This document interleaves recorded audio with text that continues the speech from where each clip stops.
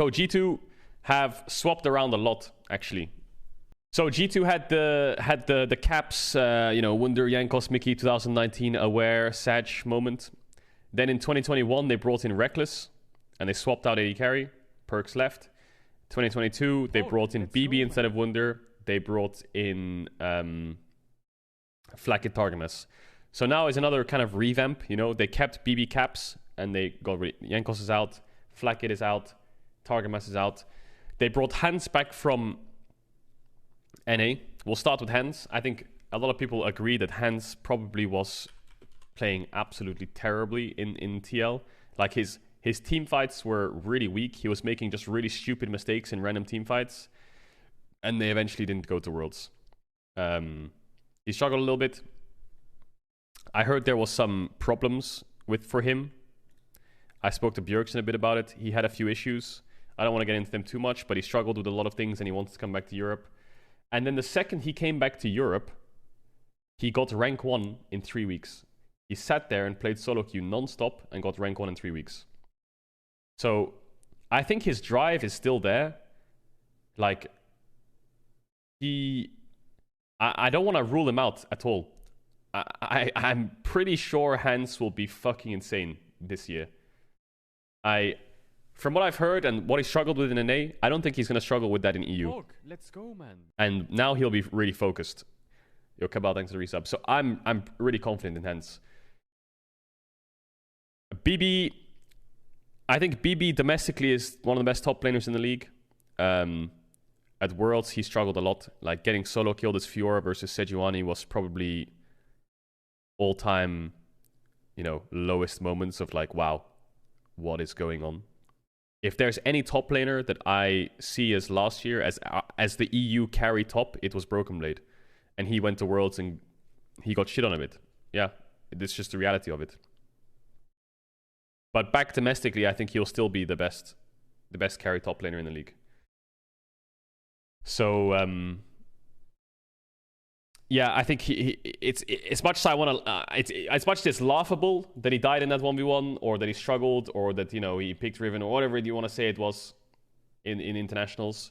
I think you can't really disagree that he is the best top that EU has on carries right now, unless Shigenda proves that wrong, or Photon, or Chasey, or any of these top laners. I don't know.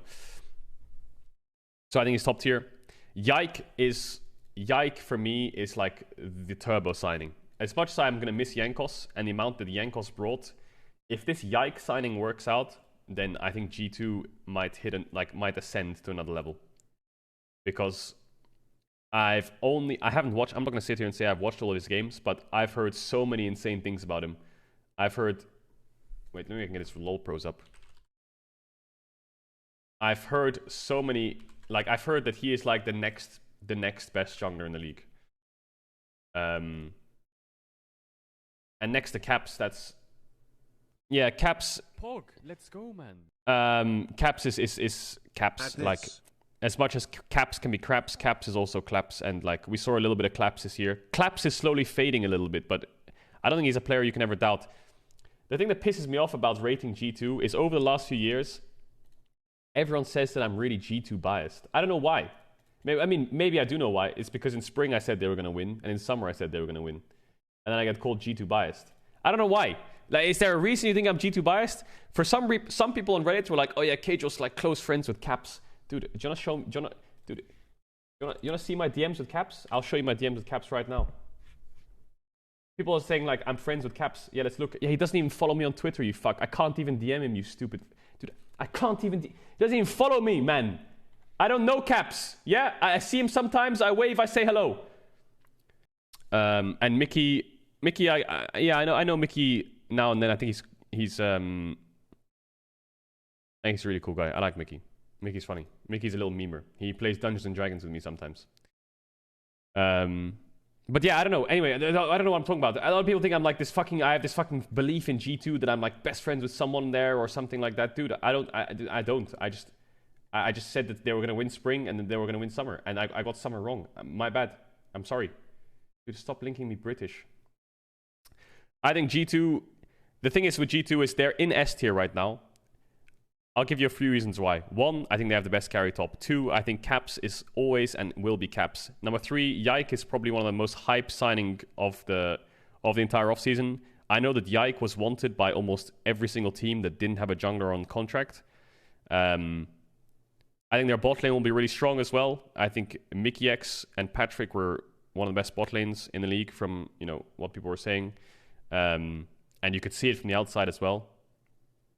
And I think Hans had a bad year in TL, but he'll bounce back. I think BB is the same. BB is in the same boat as Hans a little bit, where they go to NA, they win or they lose, whatever it may be. They come back and then they still play good, if not better. And on top of the fact that I hate. Listen, I said this, like, I think I said this at the start of the thing. I think reading into preseason scrims is useless. Okay. It's really useless, whether you're overperforming or underperforming. Like, I think in 2020 in XL, we had a week in the first 2 weeks of preseason scrims where we like 5-0'd Origin, we like 4-1 Schalke, we like 5-0'd someone else, like Vitality, I think it was, with Skeens. And we had like a week of like scrims where we went like 26-3 or something. And we were like, holy fuck, we're gonna fucking win everything. Then we got shit on in the first week. Actually, we went like 2-1. But in the second week, we got shit on. It was horrible. So, I don't know. But I've heard from every team that G2 is just incredible in scrims right now. Now, the thing is, the only reason I'm not sure if they're going to win Spring is because you put them on stage and tell me how they do. Because I always am skeptical when players go on stage. Because I know some players just crack. They just fucking break on stage. And that's just how it goes. They're scrim beasts. It takes them years to come out their shell. Like, Upset's a very good example. Upset in scrims, when I played with them in Schalke in 2018, 19, incredible. Fucking unbelievable. You have no idea. Lane kingdom against everyone. You go on stage, and that took him a couple years to shake off. Now he's like he was on scrims. Now he's like properly there. Magi Felix is another good example. Magi Felix in scrims, are you fucking mate? If you could get Magi Felix in scrims on a stage game, you would be fucking shocked. Never happened. He could never do it. He could never shake it off and get on stage and play like he did. And that's the sad part. Like, you have these people who are fucking incredible. They go on stage and that's it. So that's it. That's the last thing I'll say. Yike on stage. That's all I'm just concerned about. How is he going to play? Will he break or will he not break? If he doesn't break, I think they might win Spring. But if he does break, then I think this team could struggle a lot. Just, yeah, that's the last thing I'll say. I've just seen it happen to so many players.